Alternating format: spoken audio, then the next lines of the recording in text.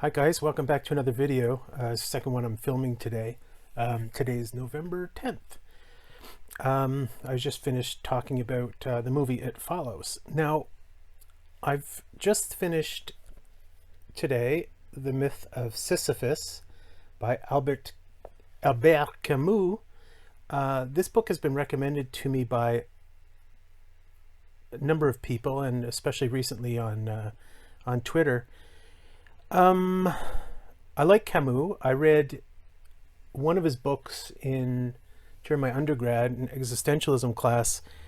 I can't remember if it was The Stranger or the other one there. It seemed like the same titles, The Stranger and the Rebel. So one's the outsider, one's the rebel. Different translations sometimes. Anyway, The Myth of Sisyphus is not fiction. It's a work of philosophy. Most of this volume here is The Myth of Sisyphus, but they've added on some stuff at the back, which I started to read, and then I saw that I didn't really enjoy it. So there's a few things at the end which are where he taught sort of short essays on different places in Algeria where he lived. And if you read The Stranger, I think it's set in Algeria too. So I started reading those essays at the back and then didn't care for them, so I just skipped over them. And at the very end of this volume, there's something called The Artist and His Time. There's a few questions that are asked to him by somebody, and the answers, they take about 5 or 10 pages, and they're really interesting, because you get to know Camus and his views on art, literature in The Myth of Sisyphus. So those little answers at the very back of this volume are interesting for that reason. Okay, so what is The Myth of Sisyphus? This I've been hesitant to review this book because it's so deep. It's so rich. You say, well, what was it like? Well, it's like comparing, like, I don't know, the best cheesecake in the world against some generic out of the box cheesecake. It's hard to describe what the difference is, but this is rich cheesecake. Okay, or the difference between great beer and regular draft beer. So I've been hesitant because I wanted to be sure what this book is about before I say what it's about. And basically, if I can say, well, it's about absurdity, of course, but I think more particularly, it's about absurdity and suicide. So that's the first section of the book. It's called An Absurd Reasoning, and then some of the subtitles are Absurdity and Suicide, Philosophical Suicide, etc. And I think that's the chief operating idea. Now, a number of French existentialists have written a great deal about absurdity, like Sartre and Camus, most notably. So absurdity is that state of when you realize that life is stupid, pointless, meaningless, and it becomes embarrassing to be alive. These absurdists talk about embarrassment, shame at existence. So, I mean, it's very beautiful. I shouldn't say beautiful, but it's very stimulating how he talks about the absurd state, realizing, as I said, that life is stupid. And then, I mean, and he quotes Dostoevsky a number of times in this book. And for Dostoevsky, it was always like, if life is meaningless, then suicide seems like the next logical step. But Camus, interestingly enough, says no, one doesn't follow from the other. And that itself is pretty darn fascinating, because the step from absurdity to suicide, it seems like a logical progression, and people have often made that step. You know, you think of, I mean, Nietzsche didn't commit suicide, but he went nuts. But I think going nuts had nothing to do with his philosophy, but he had syphilis. But then other people, modern writers like Sylvia Plath and Virginia Woolf, and then even people like Tolstoy and Dostoevsky flirted with the connection between these two things. So they are deeply connected. As I mean, who wouldn't say that? But Camus, and it was interesting to me, because my previous experience with Camus was again the Stranger, where, again, if I got the title right, he kind of, the main character ends up being involved in a murder, and goes to prison, and then sort of he's in that state of absurdity, and he's like, it's that sort of I mean, we might call it clinical depression or something today, but the connection between absurdity and an unwillingness to stay alive, to remain alive, is pretty clear in that book, in that novel. So to see that Camus wants to draw a straight line between the two was really fascinating. It's kind of like, I don't know, like when you make an assumption about somebody, about an author or a philosopher, and then they draw the exact opposite conclusion. It's really striking, and it's well, certainly intriguing. So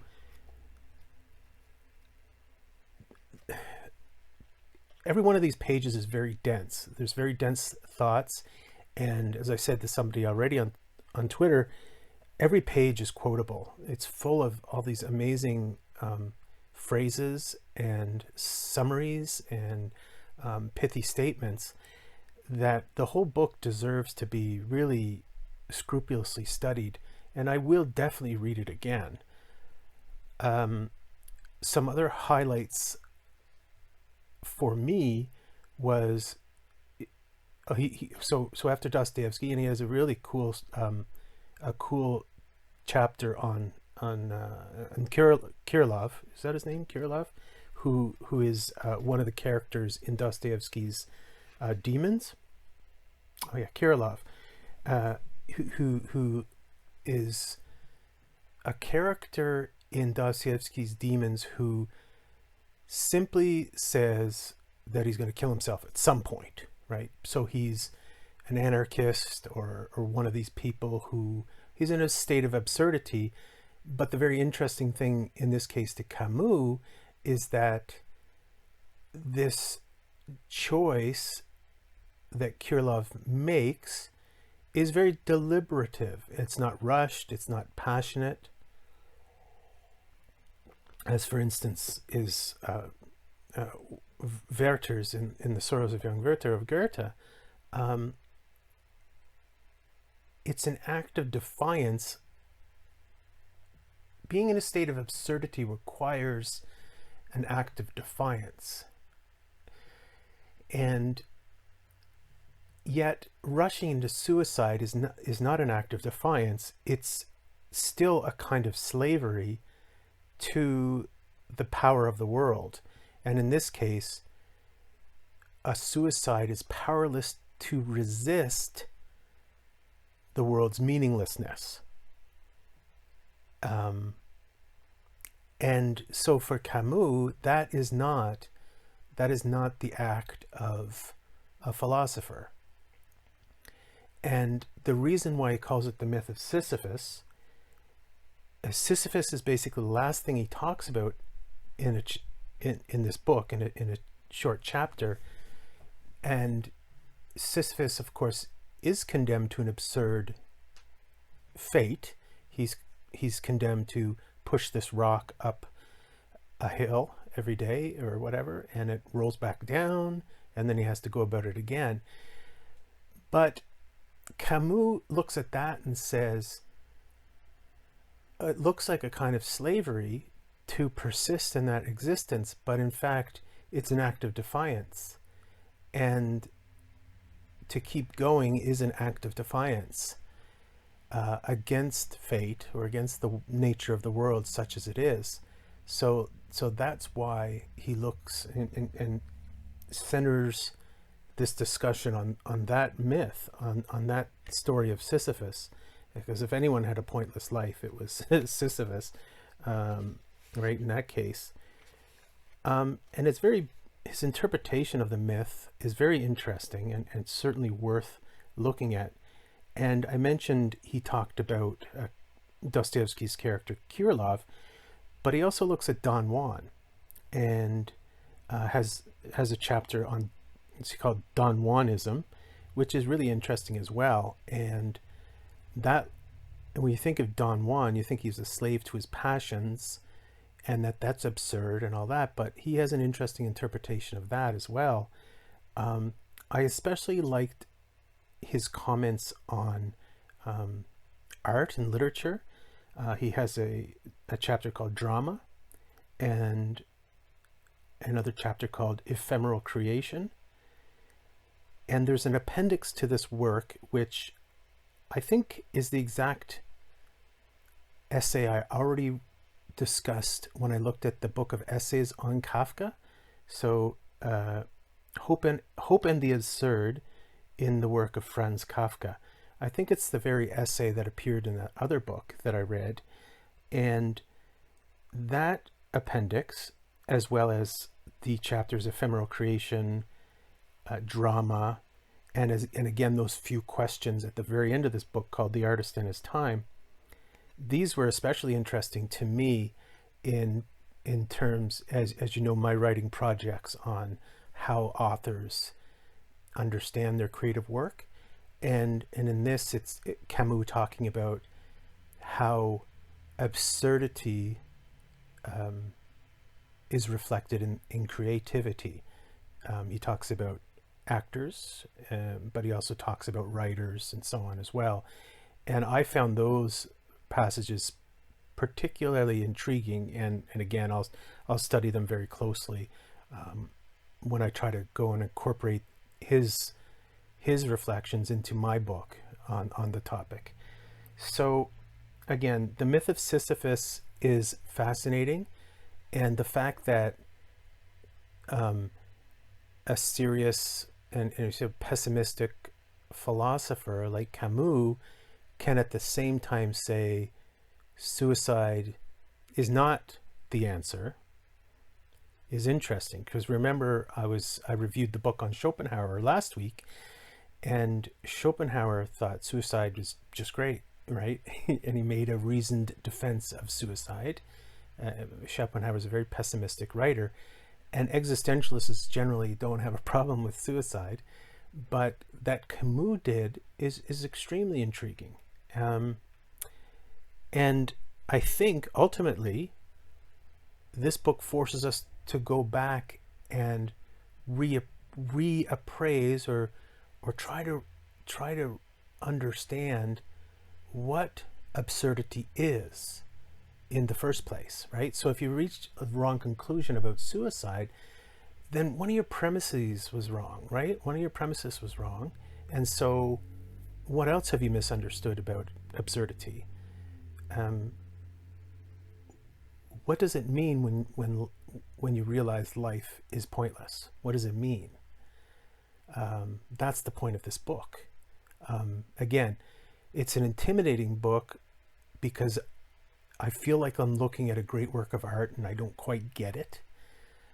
Or if you're looking at a vast landscape or a building, a piece of architecture that everyone has told you is so wonderful, and you're looking at it and you're like, well, I don't quite get it. But I guess in a way it's not quite like that, because I see in this book, I see a vast landscape, and I know I haven't absorbed all of the details, and I want to because I know they're valuable. So you'll have to read this book carefully. I had to read it carefully, and I'm not satisfied that I got everything out of it. I got the chief points, but it's definitely worth a reread, because sometimes your mind will wander, and even in one paragraph, if you've not been paying attention for one paragraph, you made a mistake. You missed something. So if you want to know about existentialism in the 20th century and its chief representatives in that mature flowering were the French Existentialists, Sartre and Camus. And Camus here was interesting because he quoted sources that impressed me that he knew them. He quotes Shakespeare, and he quotes who's the author? The Plaintive Nature. Have you ever heard of that book, The Plaintive Nature? It's a medieval work. That the fact that he quotes it and sort of examines it was fascinating to me, and he quotes lots of other sources and reflects on the Greeks and the Romans and so on. But it's a very rich book that will teach you a lot about what existentialism is, about the state of modern philosophy. And modern philosophy is bereft by a loss of meaning. And in a way, everything flows from that. How do we regain meaning? Well, this book doesn't teach you about how to regain meaning, but it does tell you about what the loss of meaning means and what it doesn't mean. Okay, so I highly recommend this book. One of the most mentally, I would say, not exhausting, but challenging books. And I don't mean just because it's difficult to comprehend. It's just that there's a challenge there for you to think your way through and to follow along with him, and to then decide, well, is he correct? And if not, where did he go wrong? Or where did you go wrong, right? Anyway, I don't really know how to end this talk, but I'll just say, hey, it's an amazing book. I'm going to read more Camus, and I hope that too for you. How do you like that rhyme? I'll talk to you guys later.